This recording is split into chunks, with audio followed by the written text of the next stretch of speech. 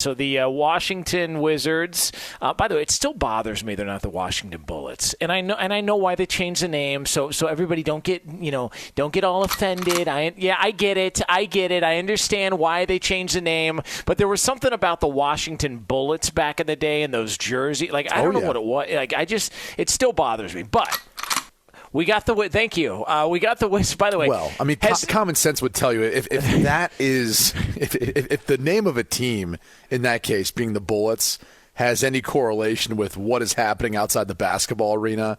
I don't know how you make that decision or determination, but it's a bit absurd to jump to. Well, this is the reason for crime or these things. It's because they're called the Washington Bullets. It's like, come on. By the way, has any city had more issues with their team names than Washington?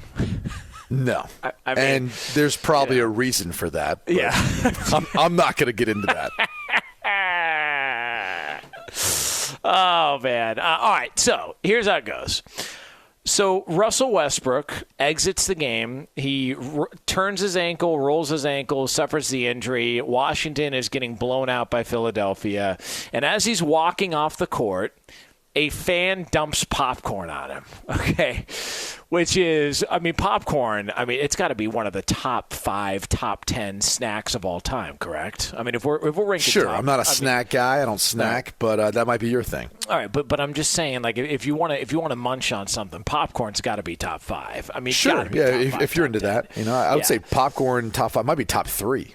You're more of a caviar guy, and I get it. Listen, no, I'm not trying to judge. I don't snack. I definitely don't do caviar. Yeah, but. I'm not trying to judge here. Only the finer things for Brady Quinn behind the gated community. I've never even had caviar. Listen, I haven't either. I think the only time I've seen it was when I was in Thousand Oaks, California. Right. So, yes. Yeah. Go. Come into my neck of the woods. But bring a bulletproof vest. All right, because I'm from the mean streets. All right, we don't mess around. All right, mean streets of Thousand Oaks, California, for you, Brady Quinn. But.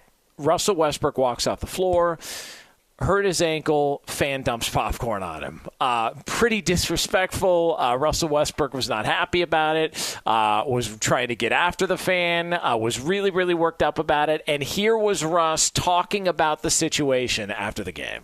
I was leaving out, and then I just felt popcorn on top of my head, And to be blatantly honest, man, it's getting out of hand, especially for me. Just the amount of disrespect, the amount of just fans just doing whatever to get food thrown on top of me. It's just really. And if unfortunately, I couldn't get to the stands, but I just don't take that lightly, man.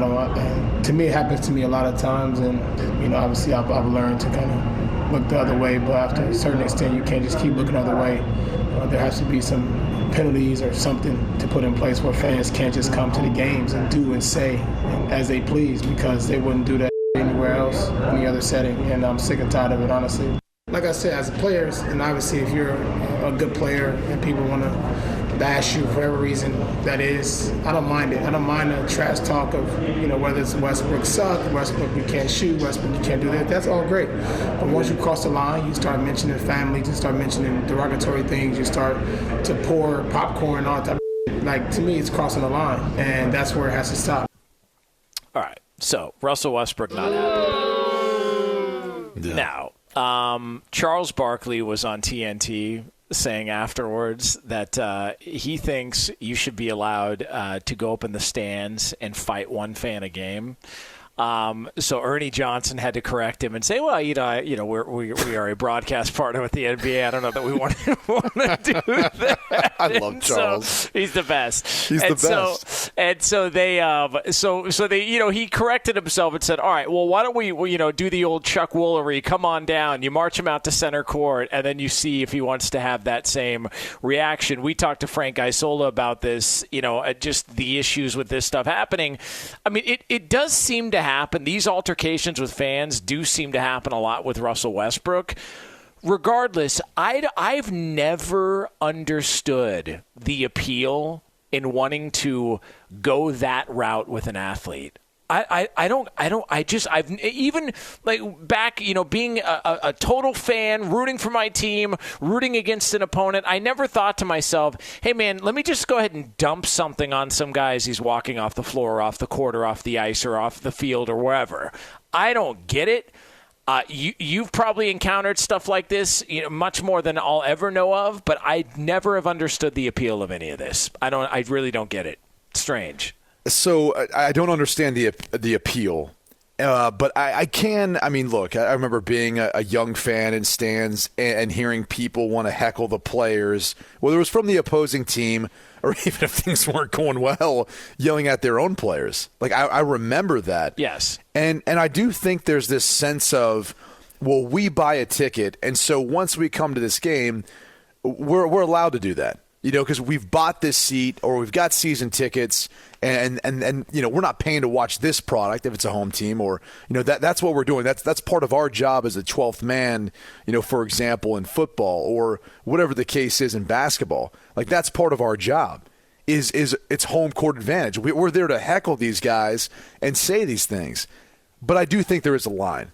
When you start making it personal, when you start saying those sorts of things, you kind of open up the can to whatever scenarios play out.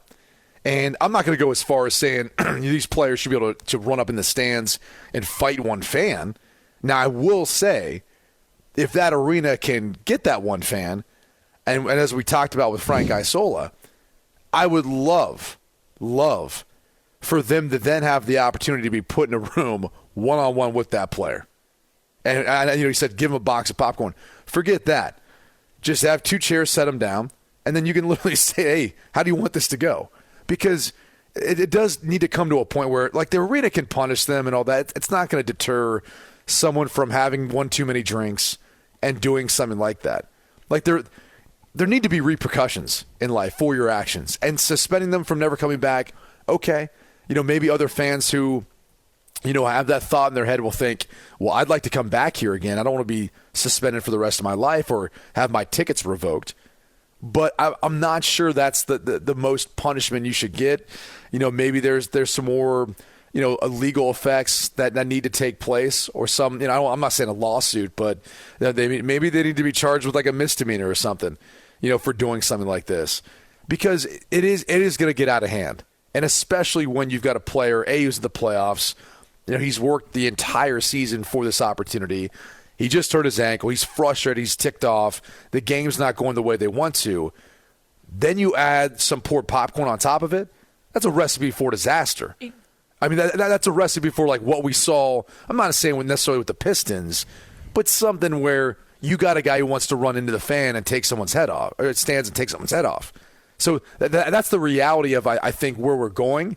And someone's got to intervene to not allow a fan to do something like that. Saying certain things, okay, but if you're sitting on the court side or you're somewhere close and you want to say something like that to another man about his family, his children, his wife, whatever else, I feel like that person deserves to get smacked in the face if it comes to that. Like, I'm just sorry. It's disrespectful. There's no room for it in any sport whatsoever. And if you're upset by it by a fan because you think you have a right because you think you pay these guys paychecks, you're wrong. That's not how the structure is. Ticket sales and revenues and all that stuff doesn't go to these guys' contracts. The owners signed that contract, man. The TV money's way bigger than anything you bring in as a fan. Yeah, and look, you could. I thought about this. Every stadium has a jail, correct? Like, I'm almost positive every stadium has got something. I don't know that they've got an actual jail with bars and all that. I mean, they've probably got like a cooling off room or like a drunk tank. Something that you may be more in touch with than I've listen, I've never been kicked out of a game for any reason, but if you have a jail inside the stadium, maybe you put it directly next to that locker room so that the players get to walk by said fan that was shooting his mouth off or throwing popcorn on somebody, and then we can see how we feel about things from there on out.